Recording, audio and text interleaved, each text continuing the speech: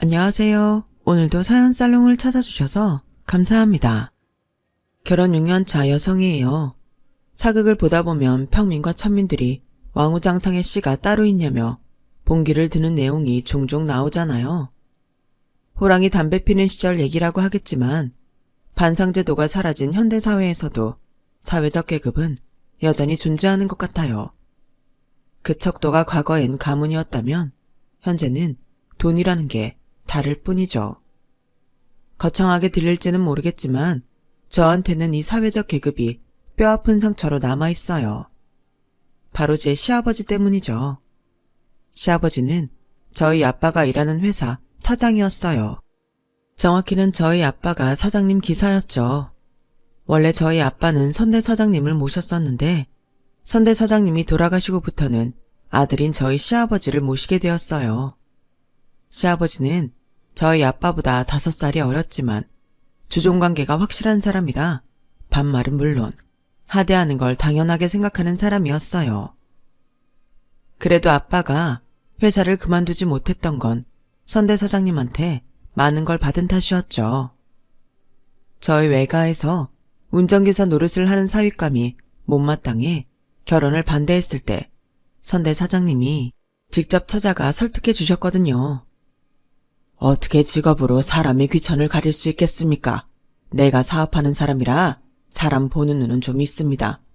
양 실장 사람 됨됨이라면 내가 보증할 수 있어요. 큰 사업체를 가진 사장이 직접 당신 운전기사를 위해 신부 측 부모까지 만나러 오자 외가에서도 더는 반대를 하지 않으셨어요. 뿐만 아니라 선대 사장님은 저희 부모님이 결혼을 할 때 신혼집도 마련해 주셨어요. 어린이날이나 명절 때는 저희 식구들을 집에 불러주시곤 했는데 그래서 어릴 때부터 저는 남편과 안면을 트고 지낼 수 있었어요.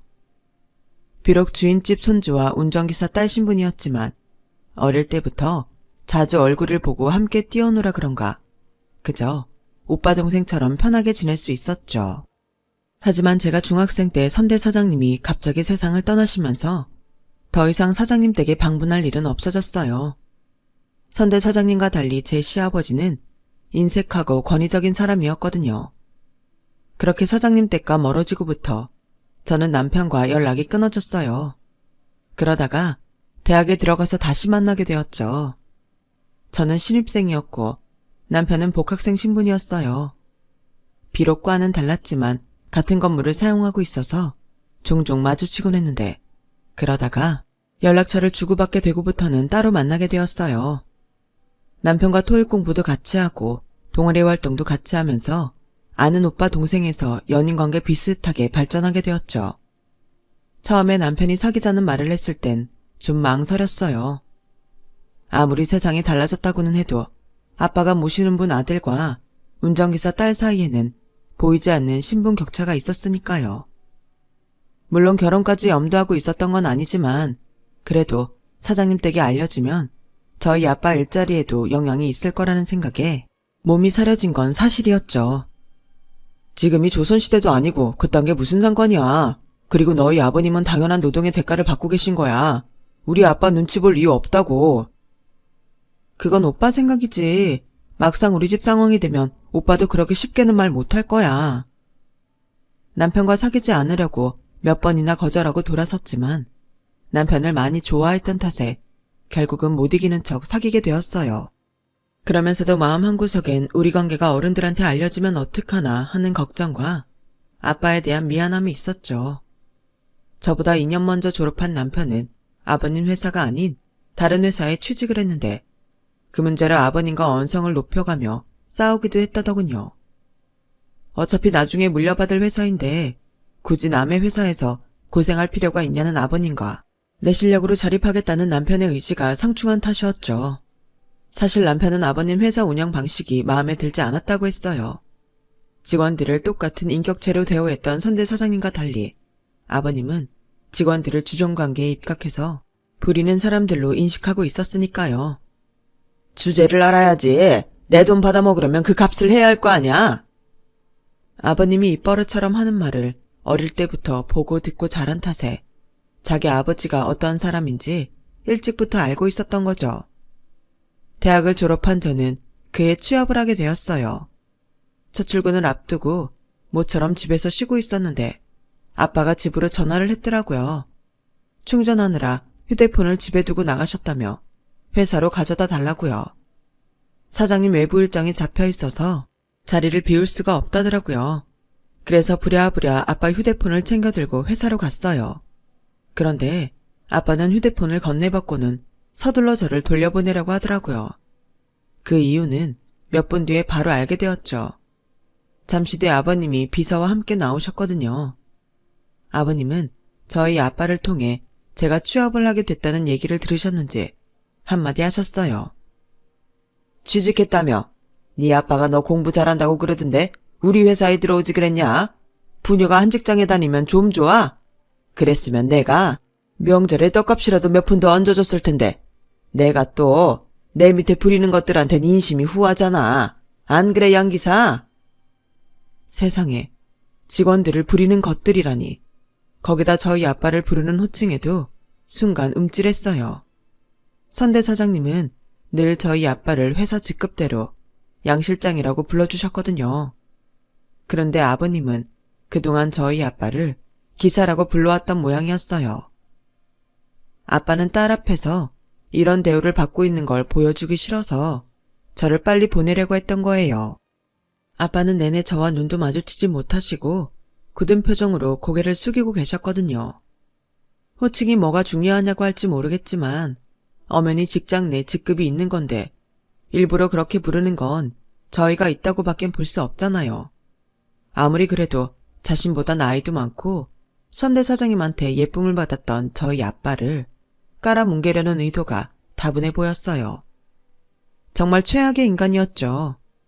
그날 저녁 남편과 영화를 보기 위해서 약속 장소로 나갔는데 남편 얼굴을 보자 낮에 봤던 아버님 행동이 떠올라 불쑥 화가 나더라고요. 유정아, 무슨 일 있었어? 왜 그렇게 날이 서 있어? 내가 뭐 잘못한 거 있니? 아무 일 없어. 그냥 짜증이 나서 그래. 남편한테 죄가 없다는 걸 아는데도 저도 한 집안의 딸이라 어쩔 수 없더라고요. 영화를 보고 저녁을 먹는 내내 뾰루퉁한 제 표정을 보고는 남편이 자꾸 무슨 일이 있었냐고 물었어요. 몇 번이나 묻는 통에 낮에 있었던 일을 말했죠. 그랬더니 한숨을 푹 쉬더라고요. 자기 부모지만 창피하다면서 대신 사과까지 하는데 더는 화도 못 냈어요. 그러던 어느 날이었어요. 퇴근 후 욕실에서 막 씻고 나왔는데 안방에서 부모님이 대화를 나누는 목소리가 들리더라고요. 아빠는 평소 집에서 밖에서 있었던 일 얘기를 잘 안 하시는데 그날은 웬일인지 엄마한테 사장님 댁 얘기를 하시더라고요. 아무래도 조만간 민호 결혼시키려나 봐. 오늘 선자리에 내보냈더라고. 민호야 뭐 지 아빠랑 다르게 바르고 착한 데다 직장도 번듯하니까 어디서도 안 빠지는 신랑감이지. 나한테도 얼마나 깍듯하게 잘하나 몰라. 나도 민호가 참 마음에 들더라고요. 사장님 아들만 아니면 우리 유정이 짝으로 탐날 정도로요. 남편이 선을 봤다는 말에 순간 가슴이 철렁했어요. 그동안 저한테 했던 말과 행동이 다 거짓말일지도 모른다는 생각에 배신감을 느꼈거든요. 그렇다고 당장 전화를 걸어 따질 수는 없었어요. 그랬다간 제가 더 비참해질 것 같았으니까요. 잠도 안 오고 눈만 멀뚱멀뚱 뜨고 자리에 누워 있었는데 남편한테 문자가 왔어요. 자니? 대답을 할까 말까 하다가 안 잔다고 단문을 했어요. 그랬더니 전화를 하더라고요. 집 앞이라고 잠깐 나오라는 거예요. 대충 가디건을 걸쳐 입고 나가 뾰루퉁한 목소리로 늦은 시간에 왜 왔냐고 따지듯 물었더니 아무래도 네가 알아야 할 것 같아서 전화했어. 내용인즉 오늘 아버님 전화를 받고 저녁 식사 장소에 나갔는데 알고 보니 자신 모르게 추진된 선자리였다는 거예요. 혹시 이 일로 제가 마음이 상할까봐 전화를 했다더군요. 그 말을 들으니 혼자 오해하고 화를 냈던 행동이 창피했어요. 그러면서 한편으로는 이제 끝낼 때가 왔다는 걸 직감하게 됐죠. 원래 연하는 했어도 결혼까지 꿈꿀 수는 없는 관계니까요. 그런데 남편이 안주머니에서 반지 케이스를 꺼내 내밀며 그러는 거예요. 요정아, 우리 결혼하자. 뜻밖의 청혼에 제가 벙찐 표정이 되자 남편이 제 손에 반지를 끼워주었어요. 머리로는 이 반지를 받으면 안 된다고 생각했지만 가슴으로는 반지를 빼고 싶지 않더라고요. 그래서 반지만 내려다보고 있었더니 너만 괜찮다면 부모님들께 우리가 교제해 왔다는 거 말씀드리는 게 좋을 것 같아. 결혼 허락도 받고 말이야. 안 그랬다간 앞으로도 오늘 같은 선자리를 마련하실 것 같거든. 반대하실 게 불보듯 뻔한데 오빠 부모님이 날 받아주실까? 우리 인생을 부모님들이 살아주는 거 아니잖아. 우린 그냥 우리만 생각하자. 남편 말대로 우리 생각만 할 수 있다면 얼마나 좋겠어요. 하지만 한국 사회에서 결혼은 개인 대 개인이 하는 게 아니라 집안 대 집안이 하는 거잖아요. 저희 집 같은 경우에는 당장 저희 아빠 직장도 달려있는 일이기도 하고요. 그래서 부모님께 남편과 교제해온 사실과 청혼을 받았다는 걸 말씀드렸어요. 예상대로 두 분 모두 깜짝 놀라시더라고요. 부모님 표정을 보니 반가움보다는 걱정이 더 큰 것 같았어요. 아빠는 인상을 팍 쓰시곤 허공만 바라보셨고 엄마는 땅이 꺼져라 한숨을 쉬셨어요. 아, 너 어쩌려고 그래? 그 댁에서 순순히 널 받아주겠니? 게다가 네 아빠 회사는 어쩌고. 아, 세상에 하고 맞는 남자 중에 왜 하필 사장님 아들이랑 결혼을 하겠다고 이 난린지. 엄마 모르겠다. 죄송해요. 저도 생각 안 한 건 아닌데 그래도 오빠가 좋은 걸 어떻게 해요. 아빠 정말 죄송해요. 근데 나 오빠랑 못 헤어지겠어요. 아빠가 저 좀 이해해 주시면 안 돼요? 아빠는 눈물이 그렁그렁한 저를 보시고는 어쩔 수 없다는 표정으로 그러셨어요. 민호 사람 됨됨이야. 내가 모르는 것도 아니고 사윗감으로 손색 없는 녀석이지. 내 딸이 그렇게 좋다는데 부모가 돼서 말릴 수가 있겠니? 직장이야. 여기 아니어도 갈 데는 많다. 그러니까 아빠 걱정은 하지 마.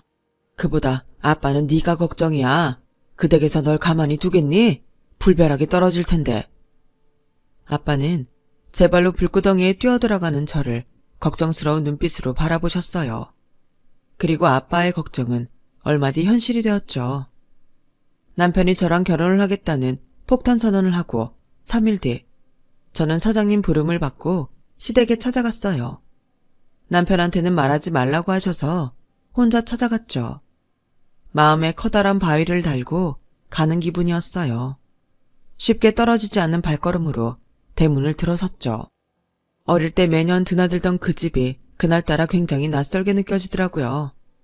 제 기억 속 따뜻했던 집안 분위기는 어디 가고 싸늘한 기운만 감돌았어요. 이웃과 아버님이 방에서 나오셨어요. 저랑은 눈도 마주치기 싫으신지 허공만 바라보시더라고요. 어머님은 대놓고 내색은 하지 않으셨지만 자리에 앉아 계시는 내내 땅이 꺼져라 한숨을 쉬셨어요. 어색한 분위기로 시간이 흘러가던 그때 아버님이 먼저 입을 열었어요. 네가 똑똑한 애라는 얘기는 들었다만 이제 보니 아주 영악한 애였구나. 지금껏 걷어줬더니 감히 주인집 외동아들을 홀려서 안방을 차지하려고 들어? 이 배은망덕한 것 같으니라고. 네가 이러는데 내가 네 애비를 가만둘 성 싶으냐? 그러자 어머님도 한마디 거들었어요. 너도 네 집에선 귀한 딸이겠지만 그래도 금쪽 같은 내 아들을 건드리면 안 되지. 그냥 네 수준에 맞는 남자 골라 시집가면 너도 사랑받아 좋고 네 부모님도 마음이 편하지 않겠니? 왜 힘든 길을 가려들어? 얼른 사장님께 죄송하다고 사과하고 이쯤에서 끝내. 그럼 더는 말 안 할 테니까. 그랬더니 아버님이 버럭 소리를 치시더라고요. 누구 마음대로 그냥 놔줘. 양기사 자르고 책임 확실히 물어야지. 내가 주는 풋삭 받아먹고 사는 주제에 언감생심 어디 주인집 아들을 넘봐. 이참에 지들 주제가 어떤지 확실히 보여줘야 돼. 잔뜩 얼어있던 저였지만 그래도 저희 아빠를 마치 종놈 취급하는 꼴을 그냥 넘길 수가 없었어요. 품삯이라뇨. 저희 아빠는 엄연히 노동에 대한 정당한 대가를 받고 있는 겁니다. 사장님 댁에서 일하는 몸종이 아니라고요. 제가 마음에 안 차시는 건 알겠지만 그렇다고 제 부모님까지 폄하하지는 말아주세요. 이거 봐. 이게 주제 파악도 못하고 지들 먹여 살려준 주인 앞에서 고개 빳빳이 들고 짓거리는 거. 이래서 검은 머리 짐승은 돌보는 게 아니라는 거야. 배때기에 기름 좀 들어가니까 위아래도 못 알아보잖아. 네 애비가 내 돈 받아먹고 살면 내 종놈이나 마찬가지지 다를 게 뭐야. 네 애비가 종놈이면 너도 종년인 거야. 어디서 건방지게 까불어. 그때였어요. 현관이 들어서던 남편이 벼락같이 소리를 쳤어요. 아버지, 지금 누굴 보고 종년이란 거예요? 유정아, 이리 와. 남편은 제 손을 끌어 자기 뒤에 숨기고는 목에 핏대를 세우며 소리쳤어요. 제발 정신 차리세요. 요즘 세상에 주인이 어딨고 종놈이 어딨어요. 돈 있으면 고귀하고 돈 없으면 천하다는 아버지의 그 삐뚤어진 논리 이제 지긋지긋해요. 제가 그동안 살면서 아버지가 얼마나 창피했는지 아세요? 아버지가 그 잘난 돈으로 관계 유지하고 사는 아버지 친구들이 뭘 하는지 아세요? 아버지 보고 천박하대요. 무식해서 같이 못 어울리겠대요. 그거 아셨어요? 세상은 변했는데 눈 감고 귀 닫고 사시는데 아실 리가 없죠. 돈 있다고 밑에 사람 무시하고 갑질하는 인간들 말로가 어떤지 한번 둘러보세요. 그게 아버지 미래가 될 테니까. 저 아버지 동의 없이 결혼할 수 있는 성인이에요. 그러니까 제 결혼에 끼어들지 마시라고요. 이놈의 자식, 너 지금 애비한테 무슨 말버릇이야. 네 결혼에 상관 말라는 건 네가 내 아들이길 포기하겠다는 뜻이냐? 내 돈 없이 네가 살 수나 있어? 네, 그럴 생각입니다. 저요, 제 힘으로 충분히 살 수 있어요. 그러니까 아들 하나 없는 셈 치세요. 남편은 제 손을 끌고 밖으로 나갔어요. 남편 손에 끌려 나가다 보니 어머님은 바닥에 주저앉아 통곡을 하시더라고요. 남편은 저를 집에 데려다주는 차 안에서 아무 말도 하지 않았어요. 저 역시 저 때문에 사단이 난 것 같아서 아무 말도 못하고 눈치만 보고 있었죠. 한참 말이 없던 남편은 열이 조금 식었는지 그러더군요. 앞으로는 우리 집에서 연락 와도 절대 나가지 마. 그리고 식 올리기 전에 혼인신고부터 하자. 그래야 우리 부모님도 포기를 하시지. 그래도 그렇지 어떻게 그래. 오빠를 부모랑 갈라놓고 나보고 마음 편히 살라고? 내가 어떻게 그러냐고. 오빠라면 나한테 그럴 수 있겠어? 어쩔 수 없어. 한 번은 일어날 일이었다고. 그러니까 아닌 건 포기하고 지금은 우리 생각만 하자. 그 일이 있고 얼마 뒤 남편은 저희 집에 찾아왔어요. 죄송합니다. 하지만 저 유정이랑 못 헤어집니다. 양가 부모님 축복받으며 결혼하는 게 맞겠지만 현재로선 그건 불가능할 것 같아요. 그래도 저 유정이 행복하게 해줄 자신 있습니다. 그럴 능력도 되고요. 그러니까 결혼 허락해 주세요. 저희 부모님은 불편한 기색이 역력하셨지만 그래도 저를 포기하지 못하겠다는 남편의 단호한 모습에 조금은 안도하시는 것 같았어요. 앞으로 벌어질 일이 불보듯 뻔했지만 그래도 제 손을 놓지 않고 묵묵히 제 바람막이가 되어주는 사위를 보니 안타까우면서도 고마우셨나 봐요. 그렇게 저희는 시댁 허락도 없이 먼저 혼인신고부터 하게 됐어요. 집이 구해지는 대로 바로 살림을 합치기로 했고요. 뒤늦게 그 사실을 안 어머님은 별 수 없다는 듯 저희 엄마를 불러 애들 결혼 준비하는 데 써달라며 돈을 주고 가셨어요. 저희한테는 비밀로 해달라고 하시면서요. 유정엄마도 알죠? 자식 이기는 부모가 어디 있겠어. 상황이 껄끄럽긴 하지만 그래도 우리가 인연은 인연인가 봐. 부모 영 끊고 나간 놈이 장인 장모 사랑은 받아야 덜 외롭지 않겠어요? 그러니 우리 아들 잘 부탁해요. 그리고 그날 저한테 심한 말 한 거 미안하다시며 마음에 담지 않았으면 좋겠다고 하셨어요. 어머님과 달리 아버님은 저희 아빠를 불러 협박에 가까운 폭언을 하셨고 아빠가 사직서를 내밀자 그 자리에서 푹푹 찢어버리셨어요. 네 딸내미 앞세워 내 새끼 훔쳐가놓고 이깟 사직서 한 장 뒤밀면 다야. 누구 맘대로 그만둬. 난 사표 수리 못해. 그리고 혼인신고까지 한 마당에 뭘 더 어쩌겠어. 이 결혼 내가 허락하지. 대신 내 아들 결혼 대충 해서 치울 생각은 마. 결혼식은 정식으로 제대로 하고 넘어갈 거니까. 그렇게 아버님은 결혼을 허락하셨어요. 생각지도 못한 아버님의 결혼 허락 소식을 듣고 저도 남편도 얼떨떨했어요. 그때까지만 해도 뒤에 감춰진 아버님 속을 몰랐으니까요. 우여곡절 속에 상견례가 시작됐고 아버님은 그제야 검은 속을 드러냈어요. 나도 사회적인 체면이 있는 사람인데 하나뿐인 자식 혼사를 대충 해치울 수는 없지.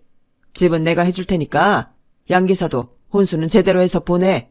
대충 때울 생각하지 마. 내가 이 결혼 많이 참아주는 거니까. 아, 그리고 예단비는 그쪽 사장 봐서 1억만 받을게. 되돌려주는 거 없이 깔끔하게 한 장으로 끝내자고. 그 말에 먼저 반응을 보인 건 남편이었어요. 아버지, 예단비 1억이 말이 돼요? 그런 경우가 어딨어요? 어딨긴. 내가 해준 집이 얼만데 시세대로 해도 예단비 3억 이상은 받아야 되는 걸 1억 받고 끝내주겠다는데 무슨 말이 많아. 무사히 지나갈 줄 알았던 그날도 결국 부자간의 싸움으로 막을 내리게 됐어요. 어머님이 중간에 나서서 중재를 하신 덕분에 예단비 얘기는 없는 걸로 끝이 났죠. 대신 집은 남편과 제가 대출을 받아서 구하기로 했어요. 둘 다 직장을 다니고 있으니 살면서 대출금은 갚아 나가려고요. 혼수도 둘이 돈을 합해서 하기로 했고요. 아버님은 주변에 눈치가 보이니 결혼식만이라도 호텔에서 올리라고 하셨지만 예산 문제도 그렇고 갑자기 식장을 구할 길이 없어서 성북동 한정식집 야외에서 가족들만 모시고 스몰 웨딩으로 하기로 했어요. 하나부터 10까지 당신 뜻과 다른 방향으로 이어지자 아버님은 결혼식 내내 뚱한 표정이셨죠. 그래도 이 정도로 끝난 게 어디냐며 저랑 남편은 안도했어요. 그런데 끝난 게 아니더라고요. 신혼여행에서 돌아와 보니 아빠가 출근을 않고 집에 계시는 거예요. 엄마 말로는 아무래도 사돈 회사에 다니는 게 불편해서 새 직장을 알아보고 있다고 하셨어요. 저도 아빠가 더는 아버님 밑에서 고생하시지 않았으면 했었기에 다행이다 싶었죠. 엄마, 차라리 아빠랑 가게를 하는 건 어때? 퇴직금 받은 걸로 프랜차이즈 카페를 차려도 좋을 것 같은데. 아니면 치킨집은 어때? 취직보다는 창업을 권하는 제 말에 엄마는 이 나이에 무슨 장사냐며 한사코 거절하셨어요. 그리고 그 이유는 얼마 지나지 않아 밝혀졌죠. 뭐? 아빠가 땅을 샀다고? 무슨 돈으로? 네 아빠 퇴직금으로 샀다더라. 나한텐 한마디 상의도 없이 말이다. 땅 판 사람이 그러는데 이게 노른자 땅이라고 했다나? 금세 땅값이 오를 거라 그랬대. 평생 노동은 신성한 거라며 돈은 일해서 벌어야 한다고 복권 한 장 안 사던 아빠가 땅을 샀다는 말에 이해가 안 갔어요. 그래서 남편한테 그 얘기를 했더니 고개를 갸웃거리며 그러더라고요. 금세 오를 땅이면 땅 주인이 왜 팔아? 자기가 돈 벌 수 있는데. 이거 냄새가 좀 나는데? 한번 알아볼까? 돈 되는 땅이라면 어떤 용도로 설정돼 있는지부터 알아봐야겠어. 용지에 따라 땅값이 오를 가망성이 보이니까. 남편은 일단 땅 용도부터 알아보자며 인터넷 검색창에 토지이용계획원이라고 쳤어요. 그 사이트에 들어가 주소를 입력하면 그 땅에 대한 정보가 나온다고요. 그렇게 엄마가 불러준 주소대로 쳐봤더니 맙소사 아무짝에도 쓸모없는 맹지더라고요. 게다가 1억이나 주고 샀다는 땅의 실제 가격은 1,000만 원도 안 되더라고요. 완전 사기를 당한 거였죠. 안 그래도 미심쩍긴 했지만 이건 너무 심해서 속이 부글부글 끓더라고요. 그래서 그 길로 남편이랑 친정으로 달려갔어요. 아빠, 그 땅 아빠한테 판 사람이 누구예요? 누구길래 그런 똥땅을 1억이나 받고 팔았냐고요. 아빠는 그럴 리 없다면서 곧 개발이 시작될 거고 금세 땅값이 오를 거라고 걱정 말라고 하시는 거예요. 그러자 참다 못한 남편이 태블릿을 들이밀며 저희가 찾은 정보를 보여드렸어요. 그런데도 아빠는 괜찮다며 손사래를 찌시더라고요. 옆에서 모든 얘기를 들은 엄마는 사색이 돼 있는데 말이죠. 그리고 순간 엄마 입에서 땅을 판 인간의 이름이 나왔어요. 바로 저희 시아버지더라고요. 예단비 1억을 못 주겠으면 퇴직금으로 자기 땅이라도 사라고 했다더군요. 뻔히 돈 안 되는 땅인 거 알면서도 어떻게든 엿먹일 요량으로 그런 짓을 벌인 거였죠. 그렇게 당신이 온전히 받아야 할 퇴직금을 날린 아빠는 엄마한테 거짓말을 했던 거예요. 노른자 땅이라고 말이죠. 그날 바로 남편과 저는 시댁에 찾아가 돈을 돌려달라고 말씀드렸지만 아버님은 끝까지 거절을 하셨어요. 은혜도 모르고 기어오르는 종놈은 몽둥이가 약인데 매질은 할 수 없으니 별 수 있냐? 돈으로 때려야지. 이게 다 자업자득이야. 탓하려거든 못난 네 예비를 탓해라. 되지도 않은 망발을 늘어놓는 아버님을 보자 더는 용서가 안 되더라고요. 종놈이요? 그럼 아버님은 뭔데요? 설마 주인집 대감이라고 생각하는 건 아니죠? 그런 거라면 꿈 깨세요. 제 눈에 아버님은요, 세상에서 제일 비루하고 천박한 사람이니까요. 아버님 친구 없죠? 그 잘난 돈 없으면 밥 한 끼 술 한 잔 사줄 친구 없죠? 그러니 그렇게 돈에 집착하고 사는 거겠죠. 돈이 아니면 아무도 아버님을 사람 대접 안 해주니까요. 네, 그 대단한 돈 죽을 때까지 꼭 끼고 사세요. 그래야 사는 동안 인간인 척은 하고 살 수 있을 테니까요. 뭐, 그 돈이 아버님한테 나는 똥꾸렁내까지 감춰줄지는 모르겠지만요. 뭐야? 이 배은망덕한 년이 어디서 함부로 짓거려? 저 말 안 끝났어요. 전요, 제 남편이 정말 대단한 사람인 것 같아요. 아버님처럼 개떡 같은 부모 밑에서도 아버님 닮지 않고 제대로 자랐으니까요. 그 1억 잘 쳐드세요. 그게 자식이랑 손주 며느리 영 끊는 위자료니까요. 저요, 이제 이 집에 발 안 들여요. 제 남편도 이 집에 절대 안 보낼 거예요. 손주요, 머리카락 한 가닥도 볼 생각 마세요. 절대 안 보여줄 거니까. 오빠, 나 그 1억 돌려받을 생각 없으니까 우리 그만 가자. 그렇게 저는 남편을 데리고 시댁을 나왔어요. 그리고는 5년이 지난 지금까지도 시댁과는 연을 끊고 살고 있어요. 중간에 아버님 회사가 어려워졌다는 소식은 전해 들었지만 남편도 저도 한 귀로 흘려버렸어요. 더는 저희랑 상관없는 일이니까요. 그 사이 저는 예쁜 딸을 낳아서 현재 2돌이 지났어요. 딸아이 애교에 남편은 딸바보가 되었죠. 소녀딸 재롱에 저희 친정 부모님도 얼굴에서 웃음이 떠나지 않더라고요. 이게 사는 재미다 싶을 정도로 행복한 나날이 이어졌어요. 그리고 생각지도 못한 희소식도 들렸어요. 아빠가 속아서 산 그 땅이 정말 노른자 땅이 되어버렸다는 소식이었죠. 예전엔 10년이면 강산이 변한다고 했지만 요즘은 강산을 변화시키는 데는 5년이면 충분하다고 하더니 그 말 맞다나 아빠 땅에 아파트가 들어서게 되었지 뭐예요. 그 덕에 아빠는 엄청난 시세차를 남기고 땅을 팔 수 있었어요.